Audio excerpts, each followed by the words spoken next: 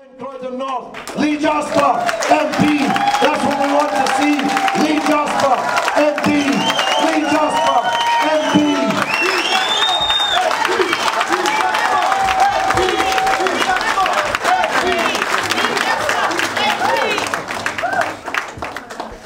This is an historic election because it's an opportunity for us to send a message to the Labour Party, to the Tory Party, also to the financial services sector, but also to our young people and communities, working communities, the working poor. How many people that I meet that are actually working but still can't afford to pay their bills?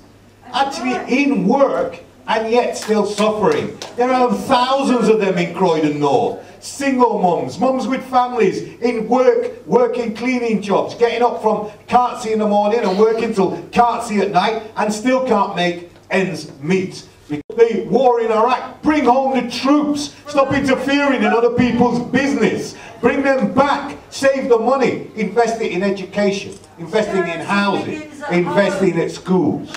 We shouldn't be funding illegal international wars abroad. We should be funding people's lives right here in this country. Collect the corporate tax. How much corporate tax is evaded by these multinational companies because they're able to employ high-priced, fancy-ass lawyers who are able to slip them through the tax hole, which means that they pay less tax as a percentage of their profits than some businesses do on the London Road right now. Small and medium-sized enterprise businesses. I bet the Voice newspaper pays more tax as a percentage of its profits than does Starbucks or Topshop or any of those companies. Now that is economic injustice. And we can, you know, it was the great Martin Luther King that said the most dangerous thing for our communities is to become adjusted to injustice.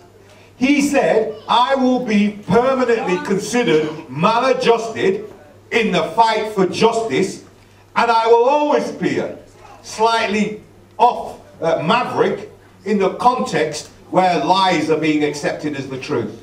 And I think that's where we are with this austerity budget. We've been sold a pack of lies. The budget is not, you know, unmanageable. We had a higher budget at the end of the Second World War, a higher deficit at the end of the Second World War. But how did we get people to work? We didn't start cutting things. We built roads, we built infrastructures, we built schools, we employed teachers, nurses, doctors. That's how we got the country moving again. And we invested in order to grow.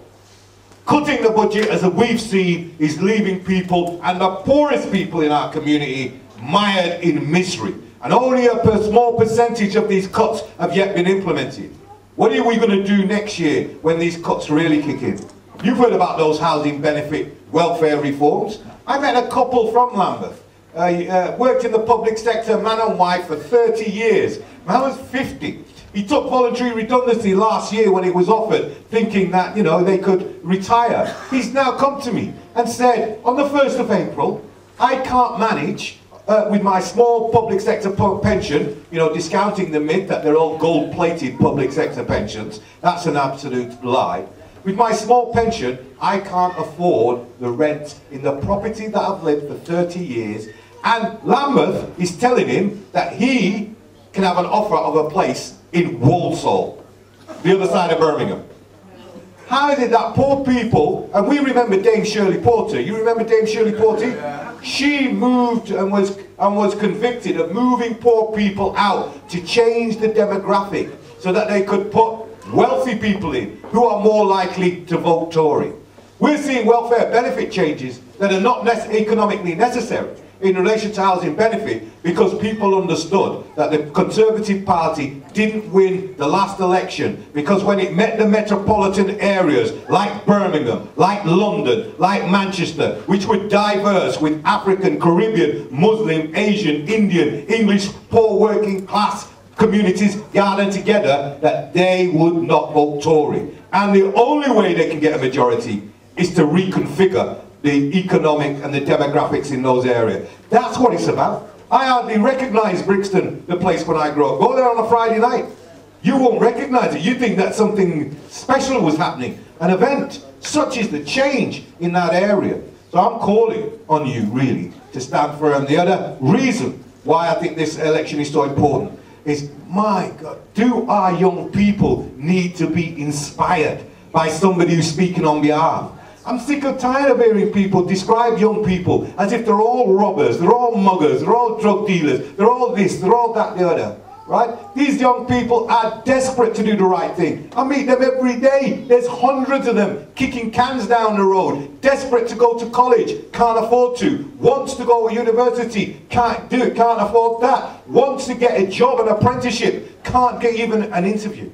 If we all give those young people a sense of inspiration for the future, what legacy are we going to leave them? I'm 54 now, I know I look 60, but I am 54. You know, I want to be able to get up in Parliament and say to that young guy on the estate, you can do what I've done. You can come from humble beginnings. I've come from humble beginnings. I'm an ex-offender. In my teenager, I got in trouble with the law. Right? But I got over that. I got my degree. I came to London. I made my way. I ended up in one of the highest offices in London. I want to show our young people that even though they knock you down, if they knock you down and you're on the floor, that's on them. But in 4 years' time, if I come back and you're still on the ground, that's on you. When they knock you down, you have to get back up. You have to dust yourself off. Get back in the ring and fight for what you believe in. And that's why my candidacy is so important for the young people of this constituency.